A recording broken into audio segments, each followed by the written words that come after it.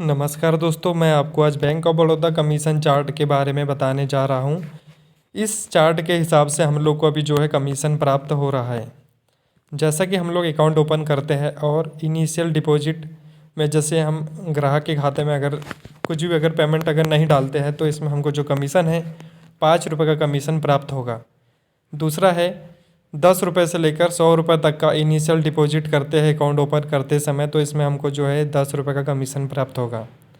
तीसरा ये है 101 रुपये से लेकर 500 रुपये तक का इनिशियल डिपॉजिट यदि करवाएंगे अकाउंट ओपन होते समय तो हमको 15 रुपये पर अकाउंट के हिसाब से कमीशन प्राप्त होगा। अगला है 501 रुपये से लेकर 750 रुपये तक का इनिशियल डिपॉजिट हम करते हैं अकाउंट ओपन करते समय, तो हमको 20 रुपये पर अकाउंट के हिसाब से कमीशन प्राप्त होगा। अगला है 750 रुपये से यदि हम अधिक खाते में डलवाते हैं इनिशियल डिपॉजिट करते हैं अकाउंट ओपन होते समय, तो हमको जो कमीशन मिलेगा 25 रुपये कमीशन मिलेगा अकाउंट ओपन होने पर। अगला है विड्रॉल पर, जैसे हम बैंक ऑफ बड़ौदा का विड्रॉल करते हैं तो हमको 0.40% से लेकर मैक्सिमम 25 रुपये तक के विड्रॉल पर मिलेगा। अगला है offers withdrawal.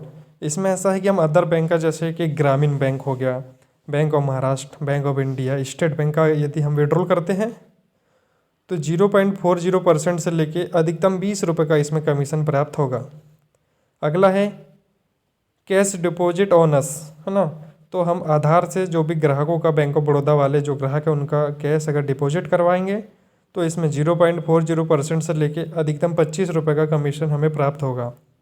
Cash withdrawal owners using ATM, ये मिनी ATM का कमीशन है। इसमें जो है 0.40% से लेकर मैक्सिमम 25 रुपये तक का हमें कमीशन प्राप्त होगा।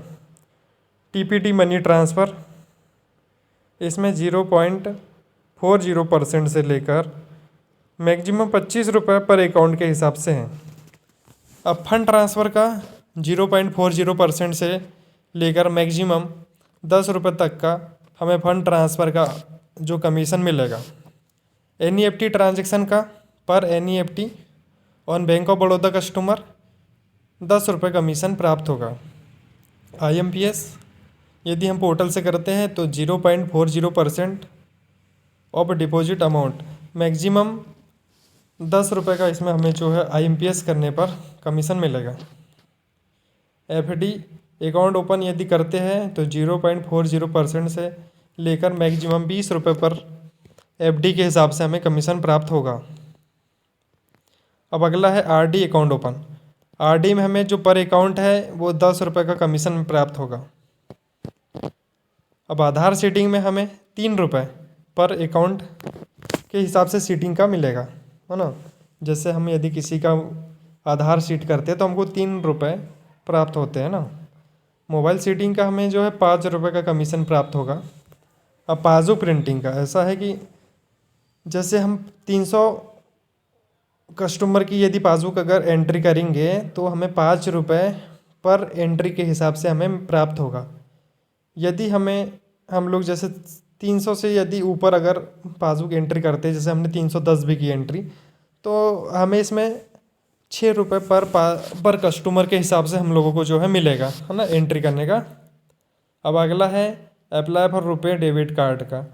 जैसे हम किसी का भी हमारे पोर्टल से अगर ATM के लिए अप्लाई करेंगे तो हमको जो है 10 रुपये का कमीशन प्राप्त होगा। रिक्वेस्ट फॉर न्यू चेकबुक, तो पर सक्सेसफुल अप्लाई इसमें जो है किसी भी व्यक्ति का हम जो है चेकबुक के लिए अप्लाई करेंगे तो इसमें हमको जो है 5 रुपये का कमीशन प्राप्त होगा। स्टॉप पेमेंट फॉर चेकबुक ना, तो इसमें जो है 5 रुपये मिलेगा कमीशन। SMS अलर्ट एक्टिवेशन के लिए हमें जो मिलेगा 2 रुपये मिलेगा। डेबिट कार्ड ब्लॉक के लिए हमें 3 रुपये, और प्रधानमंत्री सुरक्षा बीमा योजना के लिए हमें जो है 1 रुपये का कमीशन मिलेगा। और APY अटल पेंशन योजना में हमको पर अकाउंट पर 50 रुपये का कमीशन मिलेगा। प्रधानमंत्री जीवन ज्योति बीमा योजना, इसमें हमें 30 रुपये, जैसे हम किसी व्यक्ति का बीमा करेंगे तो हमें इसमें जो है 30 रुपये का कमीशन प्राप्त होगा। अगला है प्रधानमंत्री जीवन ज्योति बीमा योजना रिन्यूअल, जैसे ऑटोमेटिक रिन्यूअल होगा तो इसमें हमको जो है 6 रुपये का कमीशन प्राप्त होगा। ठीक है दोस्त, तो ये रहा चार्ट है ना, कमीशन चार्ट जैसे कि हमें प्राप्त हुआ, तो मैं इसके हिसाब से जो है वीडियो आपको बना देता हूँ, है ना। Thank you. ओके।